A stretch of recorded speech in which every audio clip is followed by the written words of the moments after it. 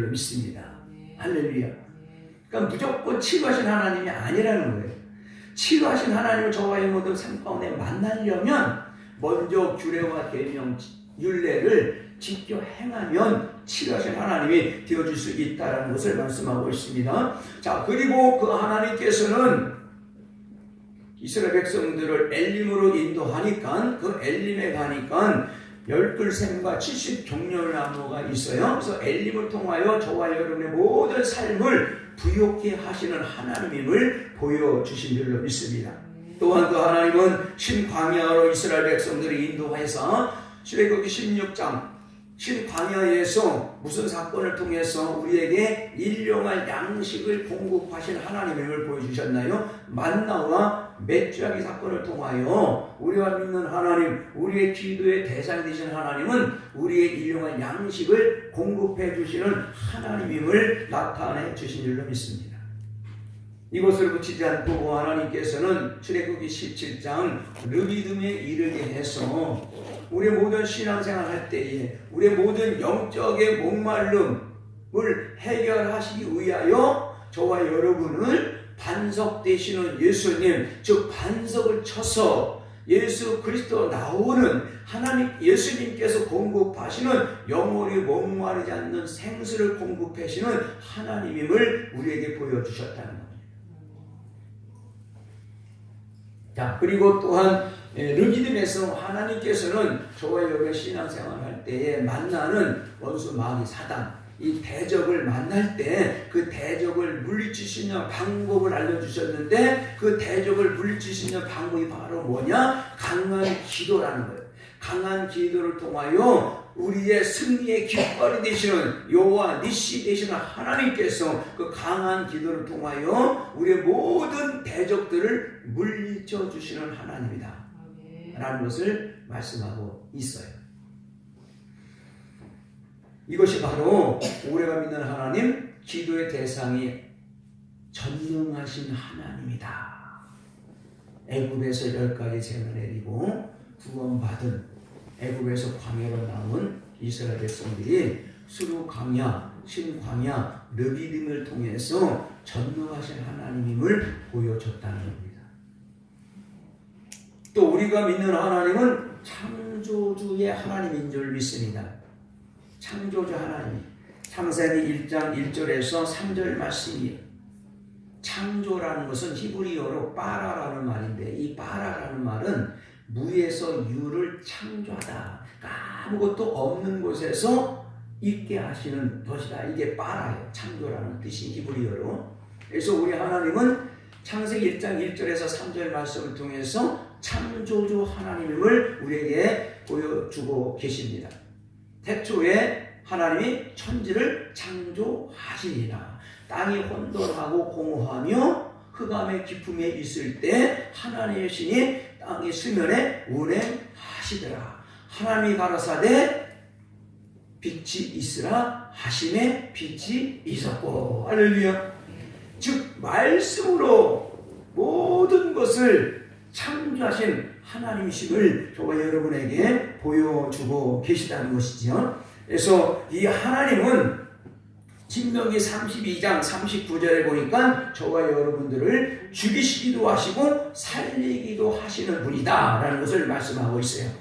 그래서 우리는 우리의 몸을 죽이는 자를 두려워하지 말고 몸과 영혼을 능히 죽이시는 분, 즉 하나님을 두려워해야 된다라고 마태복음 10장 28절에 말씀하고 있습니다. 사무엘상 2장 6절에서 7절 말씀, 자 우리 한번 우리가 읽어봅니다. 사무엘상 2장 6절에서 7절 말씀. 자 함께 읽어봅니다. 시작. 여호와는 죽이기도 하시고 살리기도 하시며 음부에 내리기도 하시고 올리기도 하시는도다. 여호와는 가난하게도 하시고 부하게도 하시며 낮추기도 하시며 높이시기도 하시는도다. 우리의 기도 대상인 하나님이 이분이에요. 죽이기도 하시고 살리기도 하시고 가난하게 하시고 부하게도 하시고 낮추기도 하시고 높이기도 하신다.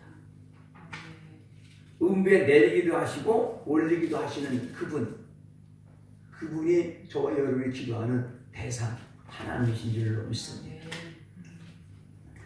그래서 하나님이 어떤 분인지를 저와 여러분이 알 때 그 하나님을 우리가 두려워하게 되어지고 두려워하는 마음으로 그 하나님의 말씀을 듣고 우리가 순종할 수 있는 것이고, 순종하지 못할 때 그분 앞에 기도하고 회개할 때 그분이 나의 모든 죄를 용서해 줄 수 있는 하나님임도 우리가 알 수 있다는 겁니다.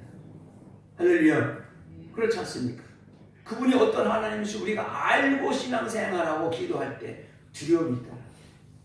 그냥 무조건 그 하나님은 좋으신 하나님, 사랑의 하나님으로만 아는 것이 아니고, 좋으신 하나님이고 사랑의 하나님이시지만 한편 하나님의 말씀 언약에 불순종하면 그 하나님은 무서운 하나님입니다.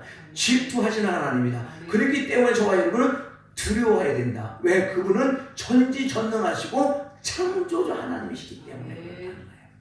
지금 사무엘상 2장 6절 7절 이 말씀을 그대로 이루시는 하나님입니다. 죽인 자도 살리시고 없는 것도 있게 하시고 불가능한 것을 가능케 하시는 하나님입니다. 이분을 믿으시고 기도하는 저와 여러분 되기를 주님의 이름으로 축복합니다. 또한 그 하나님은 모든 천지에 충만하신 분이에요. 그 모든 천지에 충만하신 분이라니까 무소부재, 어느 곳 한 곳인데 시공간을 초월하여 그분은 어느 곳에든지 다 계시는 분이다. 만물에 충만하신 분이다. 에레미야 23장 24절에 말씀하고 있죠. 즉 무소부재하신 하나님이다라는 것을 말씀하고 있습니다. 하나님은 성전, 즉 교회 안에 계시지만 온 세상을, 하나님은 성전 안에 계십니다. 근데 성전 안에 계신 분이 온 천지 만물에서 온 세상에서 일어나는 일을 보고 듣고 어떻게 아시느냐? 하나님은 성전에 계시지만 그 하나님의 영이신 성령께서 하나님의 영이 온 세계에서 일어나는 일을 보고 듣고 알게 하시는 감찰하시는 하나님입니다. 우리의 머리털까지도 세실 바친 그 하나님은 성전 안에 계시지만 하나님의 영이신 성령께서 온 세계 만물에 일어나는 모든 일을 보고 듣고 알고 계시기 때문에 그 하나님은 무소부재하신 하나님이다. 모든 만물에 충만하신 분이다. 말씀을 통하여 저와 여러분에게 말씀하고 있습니다. 이분이 우리의 기도 대상.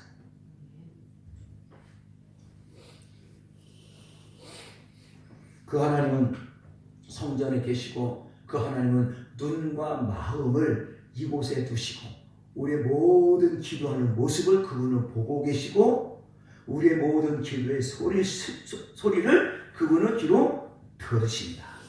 할렐루야. 그분께 나와서 저희들 기도해야 됩니다.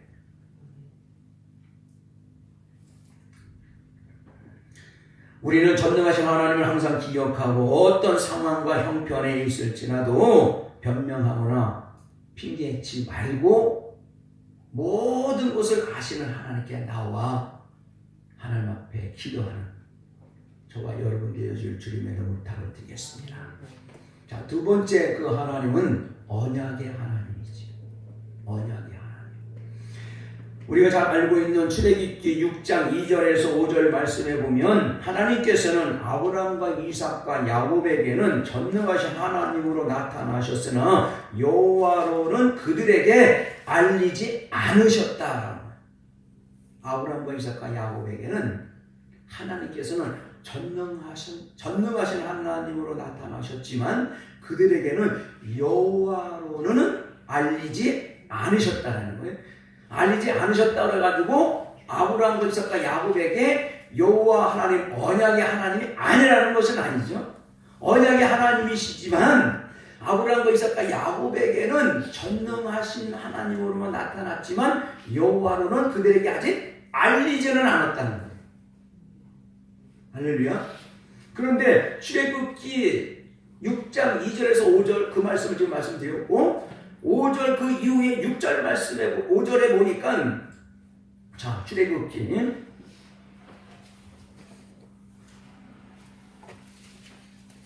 자 2절부터 한번 읽어봅니다. 2절. 자, 우리 함께 읽으면 시작. 하나님이 모세에게 말씀하여 가라사대 나는 여호와로다. 내가 아브라함과 이삭과 야곱에게 전능의 하나님으로 나타났으나 나의 이름을 여호와로는 그들에게 알리지 아니하였고 가나안 땅 곧 그들의 무공하는 땅을 주기로 그들과 언약을 하였더니 언약을 했습니다. 아브라함의 이미 얘기했죠. 700년 전에 창세기에서 이제 애굽 사람이 종을 삼은 이스라엘 자손의 신음을 듣고 나의 언약을 기억하노라. 무엇을 기억한다? 언약을 기억한다. 아브라함에게 미디네 조상 아브라함에게 이스라엘 백성들 애굽에서 출애굽하기 전 700년 전에 아브라함에게 이미 언약을 하셨어요. 약속을 하셨다는 거예요. 그러니까 700년 전에 아브라함에게 약속하신 그 언약을 애굽 땅에서 고통당하고 이스라엘 백성들의 신음을 듣고 아브라함에게 약속한 그 언약을 하나님이 기억하셨다. 자, 그러면서 너무 중요한 말씀을 출애굽기 6장 6절, 7절, 8절을 말씀하고 있는 거예요. 자, 우리 함께 읽어볼까요? 그러므로 이스라엘 자손에게 말하기를 나는 여호와로라. 내가 애굽 사람의 무거운 짐 밑에서 너희를 빼어내려 그 고역에서 너희를 던지며 편팔과 큰 재앙으로 너희를 구속하여. 무슨 말이에요? 애굽에서 구원해 주시겠다라고 하는 하나님의 약속입니다. 이 약속을 이스라엘 백성들이 지금 애굽에 있어요. 지금 애굽에 있어요. 아직 이스라엘 백성들이 애굽에 있을 때 애굽에서 구원해 주시겠다라고 하는 말씀을 약속하시는 겁니다. 할렐루야. 죄에서 구원해 주시겠다는 거예요. 애굽에서 구원해 주시겠다. 세상에서 구원해 주시겠다. 저와 여러분을 예수 믿기 전 세상에 있을 때에 예수 믿고 교회로 나와 구원 백성 하나님의 백성 삼아 주시겠다라고 하는 약속을 이스라엘 백성들에게 하셨다는 거예요. 첫 번째 약속. 죄에서 구원해 주시겠다. 자, 그 다음에 7절은 너희로 내 백성을 삼고 나는 너의 하나님이 되리니 나는 애굽 사람의 무거운 짐 밑에서 너희를 빼어난 너희 하나님 여호와인 줄 너희가 알리라. 구원해 주시는 죄에서 구원해 주신 하나님만으로 끝나는 것이 아니라 구원해 주고 구원받은 저와 여러분을 이스라엘 백성들을 내 백성 삼겠다. 하나님의 백성 삼겠다. 할렐루야. 너무 좋은 거죠. 하나님께서 저와 여러분을 하나님의 백성 삼아 주시겠다라는 거예요. 그러면 하나님 저와 여러분을 하나님의 백성 삼아 주시면 그 하나님은 하나님의 백성 삼아 주셨으니까 니들 마음대로 하고 싶은 대로 해. 네 뜻대로 해. 내버려두는 하나님 결코 아니라는 것이지요.